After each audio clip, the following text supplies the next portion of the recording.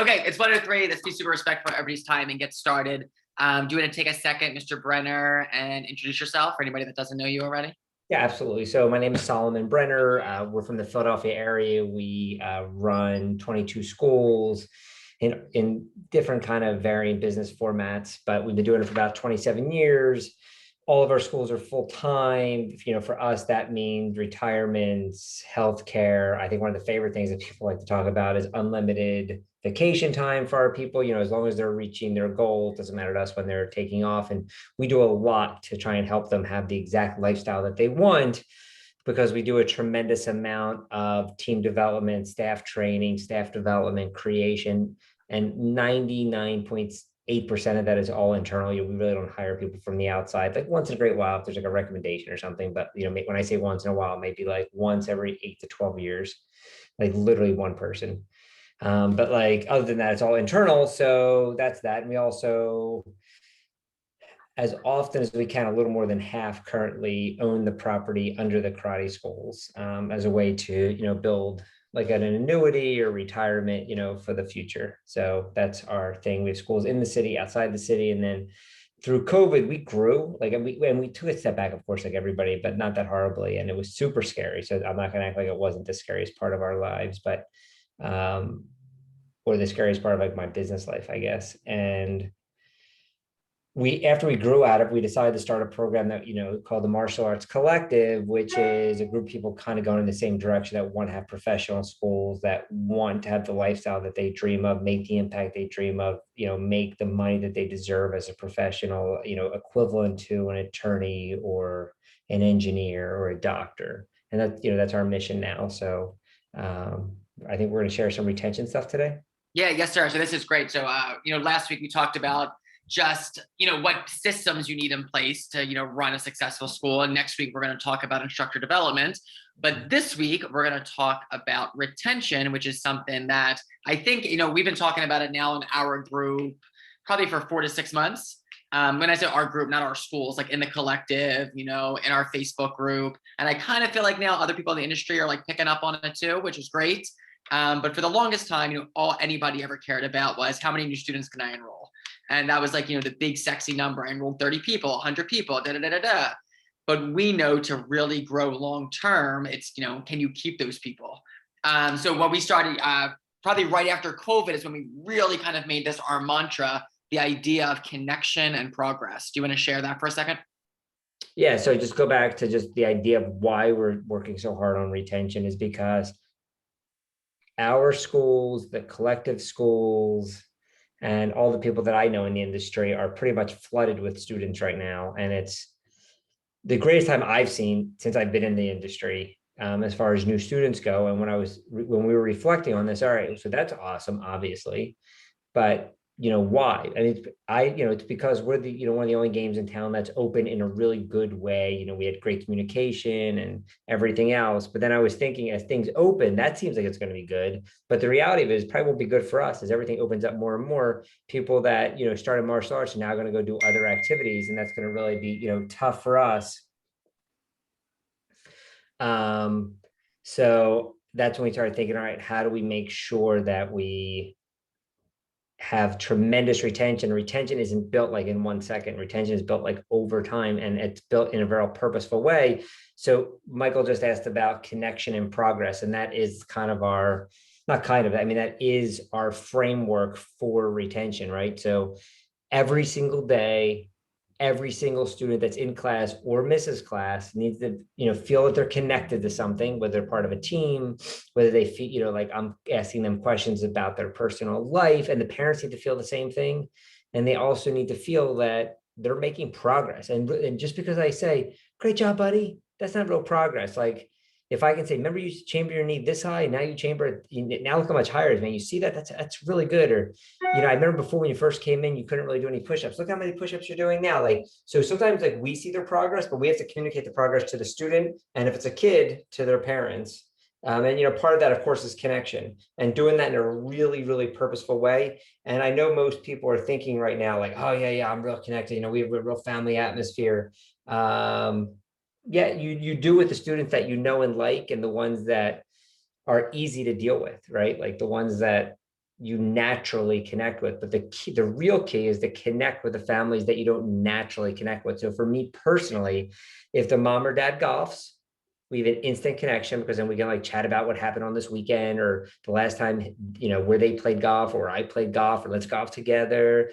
Or if they're into like businessy things, they watch Shark Tank or something, or real estate, like we can chat about. So those parents are like easy connections, right? But it's the mom or dad who looks always mad a little bit. They drop the kid off. The kid always is like, looks disheveled. There's whatever, like they always look like they're mad at me for some reason. They're the ones that you really have to, it's our job to make a connection, not their job to make a connection. So if you want to keep chatting, but I don't know if you want me to keep going, but whatever.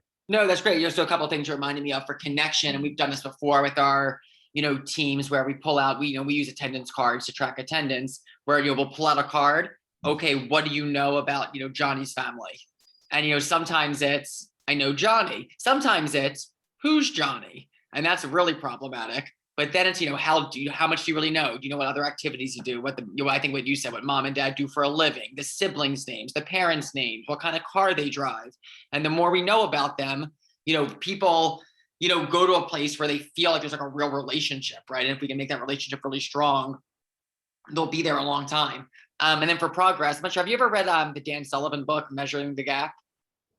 I have not, but I think you've told me about it several times. Super like easy book to read about goal setting. But for progress, one of the things it talks about, the challenge for everybody with goal setting is they always measure how far they have to go. They forget to look back at how far they've come. So sometimes, I think you said this, sometimes we see the progress as an instructor, but as a parent, you're always looking like how to make your child the best, right? You want the best for them. So sometimes the parent only sees the stuff that still needs to be worked on. So it's our job to point out to them, hey, do you remember when he first started and this happened and where he is now, to make sure they see the progress. We just don't see the progress. Yeah, absolutely. And you need to create that culture within your team that everyone is doing it. It's hard to have a school of, I don't know, I would say, I think like one person that's really charismatic with it, pretty smart, can run a school up to maybe like 175. But like after 175 active students, like it's hard to remember that everything about everybody. So your team needs to also be going out and chatting with the parents and having those meaningful, real conversations, and even the tough conversations. And one of the ways to make sure that you show progress is by giving them advice on things that they need to work on, right? So if I go up to you every time and I say, hey, Mr. St. John, little Mikey here is doing so great. I'm so proud. High five. Okay, that's nice. Oh, man, he said you did a good job. But if I say, hey, Mikey's doing so good, I'm so proud of him, and I think someday he's going to be an amazing black belt, what I need him to work on is really snapping that jab. All of a sudden, that's like real way to like get progress. Then next time he comes in, hey, let me see that jab. I can see you've been practicing. It looks great. Or, let me show you, I get that on my hands and knees and say, let me show you how to do this push-up or this sit-up, or, let me show you some better form on this chamber or whatever it is. Doesn't matter. But I should know specifically about that kid. And when, every time somebody quits, of course, is the worst part of our job. I mean, by far, pretty much ruins my day. But like you said, like if we use attendance cards, if the enrollment director says, oh, so-and-so quit, if my response is, who's so-and-so, they should have quit, right? And, one of the things we always talk about is people can quit places, but they don't quit other people, right? So if we're real, like if I want to quit LA Fitness tomorrow, I just call them quit. Like I have no connection to anybody. But during the pandemic, I take, like dance class, and that's not how I dance at all. I dance really smooth and awesome. I can't dance at all, but I do take class. And like, they did like Facebook classes, and I never stopped my tuition, even though I could almost make none of the Facebook classes. I didn't like the Facebook classes that much. It was okay. Because I felt like a connection to the instructors, and I felt like I needed to keep supporting them through like tough times. And as far as connection goes, what was cool on Facebook, it wasn't a Zoom class, but they'd be like, hey, Solomon, when I did make class, hey, Solomon, thanks for joining us. You know what I mean? Or, hey, Solomon, I look forward to it. There was always like a, hey, Solomon comment. And for me, that's all I needed to like stay connected to them and not stop my membership because again, I had a connection. And what I don't like when I go to dance class, if we're going to keep using this, is I'm practicing and I get no feedback from the instructor because I always think like, all right, I'm doing it, but I don't know if it's right. Like, of course, I think, like me and Fred Astaire or Michael Jackson are about equal. But I'm not really positive if that's the case. I want somebody to say to me, great job, or fix this or whatever. And when you and I have taken golf lessons, it's the same thing. They tell you to work on something and you're hitting the ball over and over. But you don't really know if you're doing it right because I don't know, maybe you didn't say if you were doing 5 minutes ago before you started this new lesson. So like you want that feedback. I think sometimes we're nervous about giving feedback, like they're going to get mad at us. They deserve to quit if they don't get feedback. Nope, you're 100% right, sir. So I want to share, and for those that are watching this live, one of the things we talked about last week and we're so focused on is implementation, right? We find that people that are most successful are the ones that take action. So in this last 6 minutes we have together, I want to share 3 things that you can do today to help with retention. But at the end of the day, none of it matters if the classes aren't great and there's not connection and progress, right? These are all tactics, but if the foundation isn't good, yeah, this might help a little bit, but it's not going to make a difference. When we looked back at the students we did lose right after COVID, it was all the ones that didn't have a strong connection, whether they were just new, they slipped through the cracks, whatever it was, there wasn't a connection there. So 3 things. Number 1, triage, what we call triage. Do you want to talk about it, Mr. Brenner?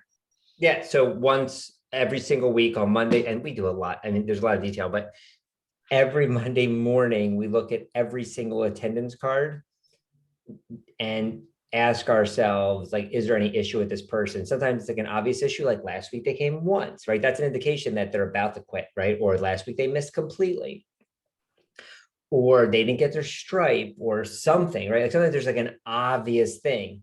But of course, sometimes it's not obvious. It just might be like a feeling that we had during class, or, I haven't seen this parent in a while. Like the kid comes, or I see him on the Zoom, but I haven't really chat, right? So it's triaging every single person. And then we text them on Monday morning if we think there's an issue. It could be as simple as touch and base. I just wanted to give you some feedback for Billy and just give some feedback. And it might be, we do like video messaging and stuff like that, but it's every single Monday religiously we do it. Yep. And it's having any of those students, the goal is to beat them to the quit conversation, right? You're thinking to yourself, for me, it's always, would I be surprised if they quit next month? And if the answer is no, I wouldn't be surprised. And, sometimes the thing we miss is putting a real plan in place. So it's okay. I know there's a challenge here. What are we going to do about it? And making sure, everybody at the school, whoever's teaching that class, whoever's going to be there, knows the plan. So that's number 1, triage. It's every Monday. It's, religious at our school. We have our morning meeting with all of our locations. And then as soon as they sign off, they do what we call triage. Anything about that? Good. Just, I think most people think of retention is when somebody calls and says, I want to quit. That's like when that kind of like battle begins. That's like way too late. And I think that's like old school thinking.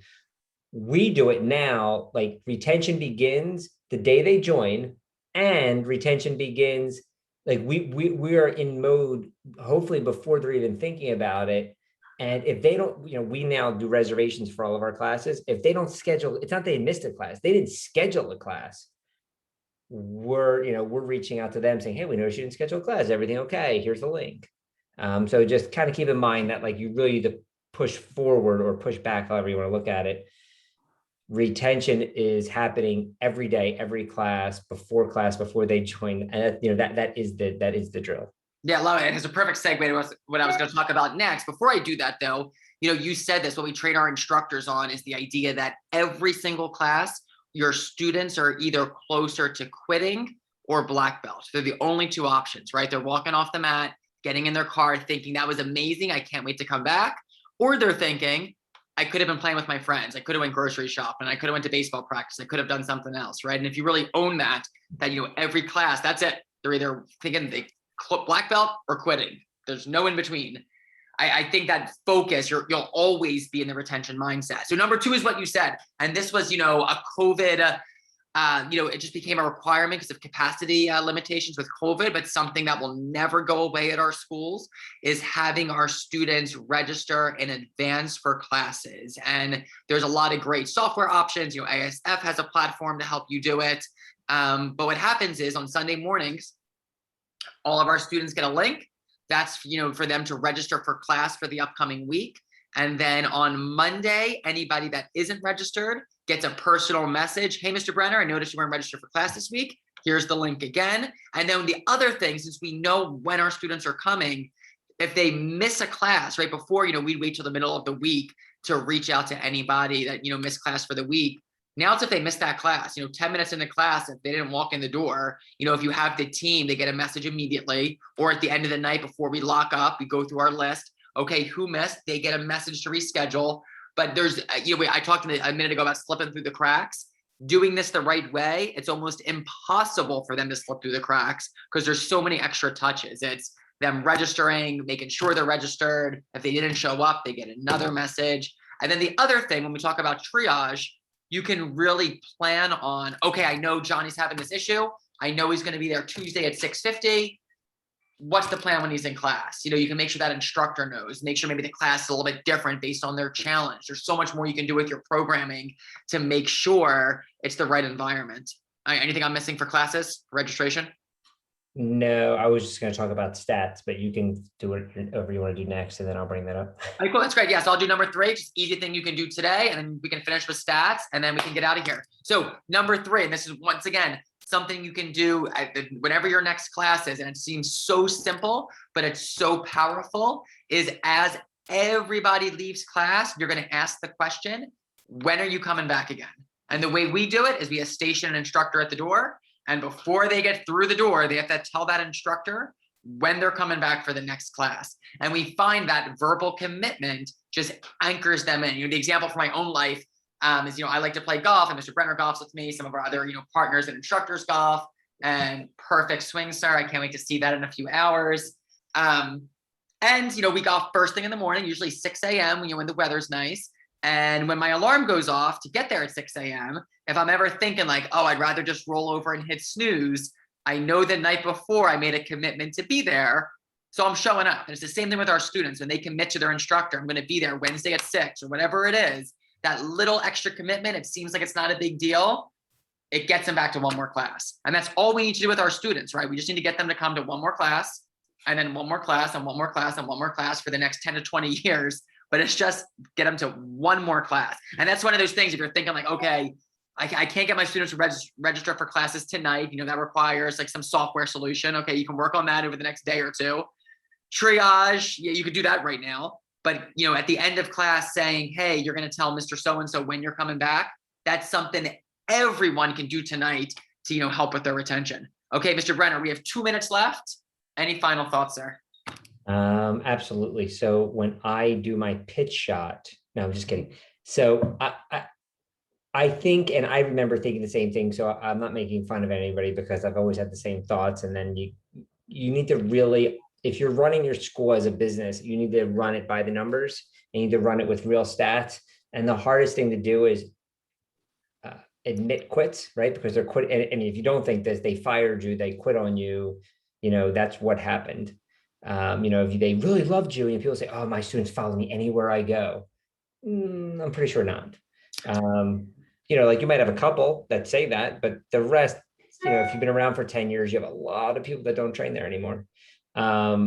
Is really understanding your retention and understand, your retention number dictates how much you can spend in advertising, how much, there's so much that goes along with it, but really being honest in that, how many people really quit, and having a definition for, the definition that we use in the collective and with our schools is they stop paying or they're not attending class in the last 2 weeks. So just because they said they're coming back after baseball, they're a quit for us for that period of time. They might come back. Now, if you have somebody that does that for the last 10 years, and they always come back after they go to the beach, yeah, they're probably fine. But if you're always making an excuse for everybody and, nobody ever quits, that's just like crazy nonsense. And it's hard to really change what you're doing in your school to make a significant impact unless you admit to it, like, holy moly, we're losing 7% a month, 7% a month adds up to 84% a year. You're losing 84% of your student body every single year. It's hard to build on that. But if you can get that 7 down to, like, we think an acceptable high number is 4%. Like 4% is not good, but it's not the end of the world. That you're still losing half your school. You're still losing 48% a year. But that would still be a huge difference compared to 84%. So we have, if anybody wants to, we offer this totally free. As the only rule is you have to include your stats, but you get to see all stats from people all over the country. And then our stat sheet does a lot of the calculations for you. Yeah, do you want me to pull it up on the screen real quick? Yeah, that'd be awesome. Cool. Yeah. So what Mr. Brenner was talking about, so you have to input some of the numbers and then it figures out the rest, right? So you input your trials, number of enrollments, number of quits, your active count, your gross, and then it calculates for you some of the stuff that's, sometimes is like a hiccup, what's your actual student value, how much you're losing. Like this is one of our best schools. And like, if you look way to January, it was still 3.5%, which is not good. But, one of our schools, I think was like 12% or something for 1 month, right? Like a total disaster.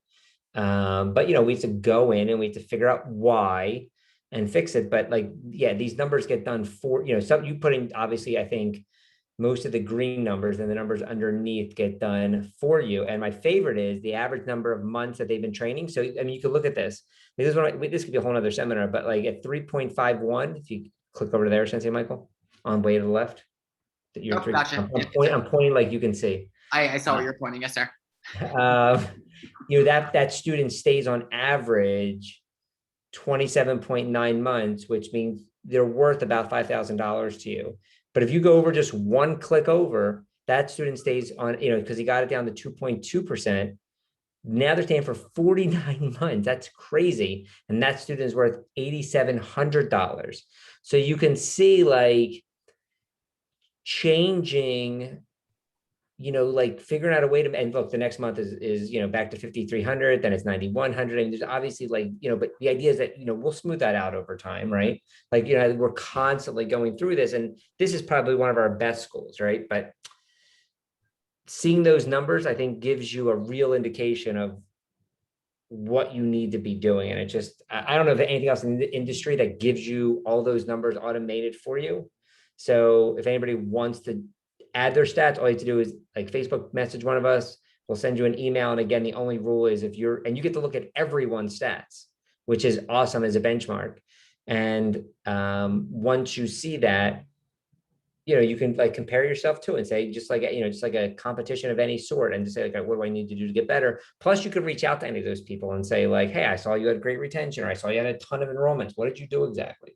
And all of our people and all the collective people are all just wonderful sharers. So we're happy to help in any way. And that's totally free to be on the stats program. No, 100%. Thank you, sir. Yeah. So if anybody has any questions, you can throw them in the chat while we're wrapping up. Otherwise, feel free to reach out to me, Solomon, Allison is on here too.